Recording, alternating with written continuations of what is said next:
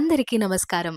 జ్ఞానప్రకాష్ 60 రోజుల సర్టిఫికేట్ కోర్సులో భాగంగా ప్రారంభ సంవత్సరాల తరగతి గదిలో ఆటల ఆధారిత అభ్యసనకు స్వాగతం.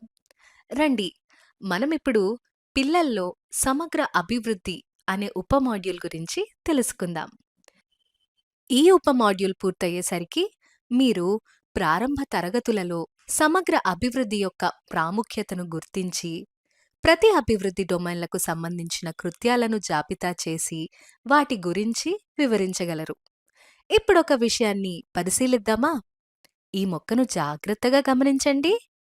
మీరు మొక్కకు నీరు పోస్తున్నారు, కానీ మొక్కకు సూర్యరశ్మి తగలకపోతే ఏం జరుగుతుంది?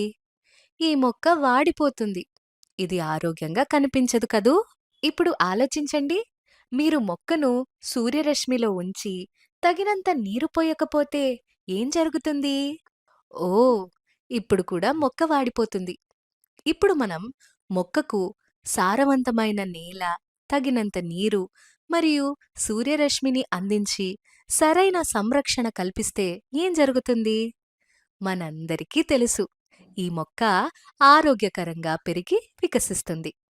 కాబట్టి ఒక మొక్క ఆరోగ్యంగా పెరగడానికి సరైన గాలి, సూర్యరశ్మి, మంచి నేల మరియు నీరు ఎలా అవసరమో, పిల్లలు కూడా ఆరోగ్యంగా పెరగాలంటే వారిలో సమగ్ర అభివృద్ధి అంతే అవసరం. ఇప్పుడు పిల్లల్లో సమగ్ర అభివృద్ధి అంటే ఏమిటో తెలుసుకుందామా? సమగ్ర అభివృద్ధి అనేది పిల్లల్లో సంపూర్ణ అభివృద్ధిని సూచిస్తుంది. ప్రారంభ దశలలో వివిధ అభివృద్ధి డొమైన్లపై దృష్టి పెట్టాలి. వీటిలో పిల్లల్లో శారీరక, భాష, మేధో, సామాజిక, భావోద్వేగ, సౌందర్యాత్మక మరియు సాంస్కృతిక అభివృద్ధి మొదలైనవి ఉంటాయి. ఉపాధ్యాయులు, సంరక్షకులు ఈ డొమైన్లన్నిటి అభివృద్ధిపై దృష్టి సారించాలి. అయితే సమగ్ర అభివృద్ధిపై ఎందుకు ఎక్కువ దృష్టి పెట్టాలి? ఇది జీవితకాల అభ్యసనాన్ని ప్రోత్సహిస్తూ అభ్యసన అనుభవాలను కల్పిస్తుంది. మేధో సామర్థ్యాలను సాధించటంలో సహాయపడుతుంది. సామాజిక, భావోద్వేగ, నైతిక అభివృద్ధి సామర్థ్యాన్ని, శారీరక, భాష మరియు సౌందర్యాత్మక అభివృద్ధిని ప్రోత్సహిస్తుంది. ఇప్పుడు మానవ శరీరంలోని పంచకోశాలు సమగ్ర అభివృద్ధిలోని వివిధ డొమైన్లకు ఎలా అనుసంధానించబడి ఉన్నాయో మనం నేర్చుకుందాం. ఇది శారీరక దృఢత్వం, ఇంద్రియాల అభివృద్ధి, పోషణ మరియు పరిశుభ్రతకు సంబంధించినది. పాజిటివ్ ఎనర్జీని, ఉత్సాహాన్ని కలిగి ఉండటం, శరీరంలో ప్రధాన వ్యవస్థలన్నీ సజావుగా పనిచేయటం మొదలైనవన్నీ ప్రాణమయ కోశానికి సంబంధించినవి. విజ్ఞానమయ కోశం, ఇందులో మేధస్సును ఎక్కువగా ఉపయోగించే కృత్యాలు ఉంటాయి. ఉదాహరణకు పరిశీలన, ప్రయోగం, తార్కికం, భాషా నైపుణ్యాలు, కల్పన మొదలైనవి. ప్రతికూల భావోద్వేగాలను నియంత్రించటం, మంచి లక్షణాలను అలవాటు చేసుకోవటం, అనుబంధాలను పెంపొందించడం మొదలైనవి మనోమయ కోశానికి సంబంధించినవి. చివరిగా ఆనందమయ కోశం, సంతోషం, స్వేచ్ఛ, దయ మొదలైన విషయాలను అనుభూతి చెందే సామర్థ్యాలను ఈ కోశం కలిగి ఉంటుంది. ఇప్పుడు మనం 5 అభివృద్ధి డొమైన్ల గురించి, వాటికి సంబంధించిన కృత్యాల గురించి తెలుసుకోబోతున్నాం. మొదటిగా శారీరక అభివృద్ధి డొమైన్ గురించి తెలుసుకుందాం. ఈ డొమైన్ శారీరక అభివృద్ధిని తెలియజేస్తోంది. ఇందులో శరీర పరిమాణంలో పెరుగుదల మరియు శారీరక దృఢత్వం, అలాగే స్థూల కండర మరియు సూక్ష్మ కండర నైపుణ్యాల అభివృద్ధి ఉంటాయి. పిల్లలు పెరిగే కొద్దీ సైకిల్ తొక్కడం, దూకడం మరియు దూకిన తరువాత సమతుల్యతతో ఉండటం, జంపింగ్ జాక్లు చేయటం వంటి మరింత ఖచ్చితత్వంతో కూడిన కృత్యాలను వారు చేయగలగాలి. సూక్ష్మ కండర నైపుణ్యాలు చిన్న కండరాల కదలికలను కలిగి ఉంటాయి. పెన్సిల్ లేదా చెంచా పట్టుకోవటం, రంగు వేయటం మరియు కత్తెరను ఉపయోగించటం మొదలైనవి. పిల్లలు పెరిగే కొద్దీ వారు షూలేస్లు కట్టుకోవటం, చొక్కా గుండీలు పెట్టుకోవటం, వివరంగా చిత్రాలను గీయటం వంటి మరింత నైపుణ్యాలతో కూడిన కృత్యాలను చేయగలగాలి. శారీరక అభివృద్ధికి సంబంధించిన కృత్యాల గురించి తెలుసుకుందాం. కాగితంపై పూసలను అతికించటం, చొక్కా గుండీలు పెట్టటం, చిత్రాలు వేయటం, బొమ్మల్లో రంగులు నింపడం, బంతిని పట్టుకోవటం, పరిగెత్తడం, దారానికి పూసలు గుచ్చటం, సైకిల్ తొక్కడం, జంపింగ్ జాక్స్ చేయటం. మేధోభివృద్ధి అనేది పిల్లల ఆలోచన మరియు హేతుబద్ధత యొక్క అభివృద్ధిని నిర్వచిస్తుంది. జ్ఞాపకశక్తి, తార్కికం, సమస్య పరిష్కారం మరియు ఆలోచనతో కూడి ఉన్న మేధో సామర్థ్యాలు బాల్యదశ మొత్తం బహిర్గతం అవుతూ ఉంటాయి. ఈ అభివృద్ధి అనేది జ్ఞానాన్ని పొందటం, దానిని ఉపయోగించుకోవటం వంటి అంశాలను కలిగి ఉంటుంది. మేధోభివృద్ధికి అవసరమైన కొన్ని కృత్యాలు తెలుసుకుందాం. జతపరచడం, వివిధ వర్గాల ఆధారంగా వర్గీకరించటం, జ్ఞాపకశక్తి కోసం ఆటలు, మెమరీ గేమ్, పొడుపు కథలను పరిష్కరించటం, పజిల్స్ పరిష్కరించటం, కొనుగోలు చేయవలసిన వస్తువుల జాబితాను తయారు చేయటం. భాషాభివృద్ధి అనేది మౌఖిక భాష మరియు అక్షరాస్యత కోసం నైపుణ్యాలను పొందడం.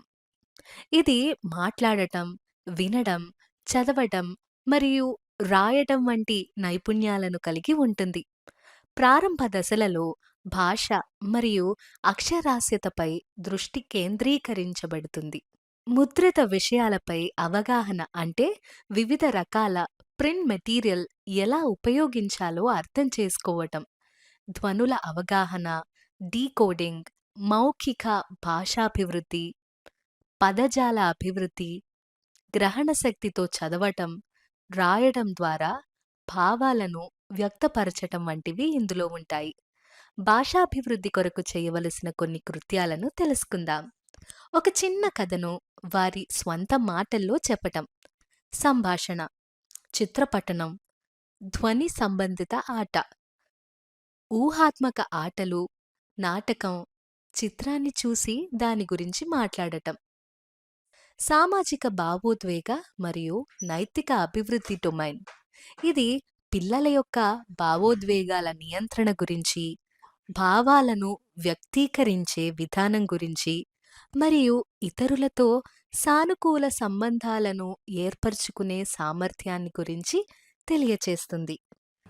సామాజిక భావోద్వేగ అభివృద్ధి కొరకు కృత్యాలు: చిన్న సమూహాలలో ఆడటం, పుట్టినరోజు మరియు పండుగ వేడుకలు జరుపుకోవటం, వారి వంతు వచ్చే వరకు వేచి ఉండటం, తరగతి నిబంధనలను పాటించటం, ఇతరులు చెప్పేది వినడం, సహచరులతో కలిసి భోజనం చేయటం, మిర్రర్ గేమ్, బొమ్మరింట్లో ఆడుకోవటం, డాల్ హౌస్, రోల్ ప్లే లేదా నాటకం లేదా నాటిక.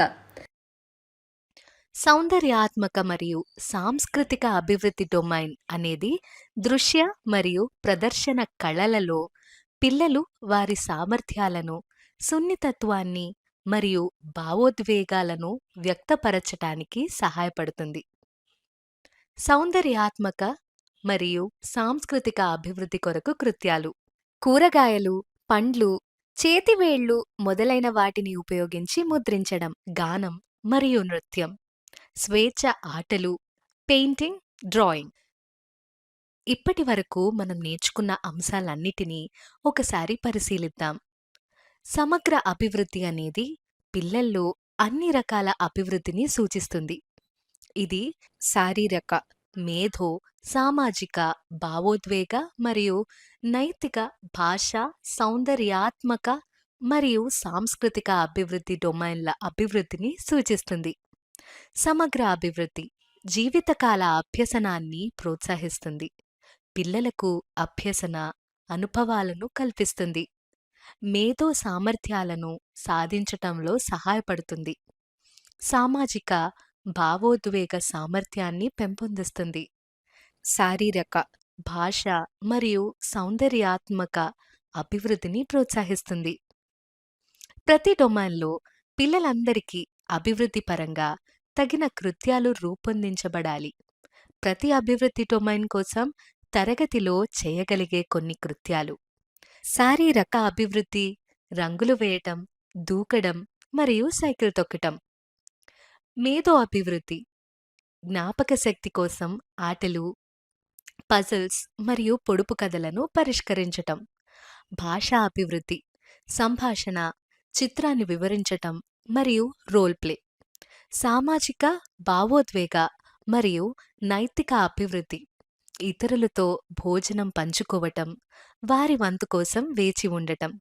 సౌందర్యాత్మక మరియు సాంస్కృతిక అభివృద్ధి, నృత్యం, గానం, స్వేచ్ఛ ఆటలు మరియు పెయింటింగ్, డ్రాయింగ్.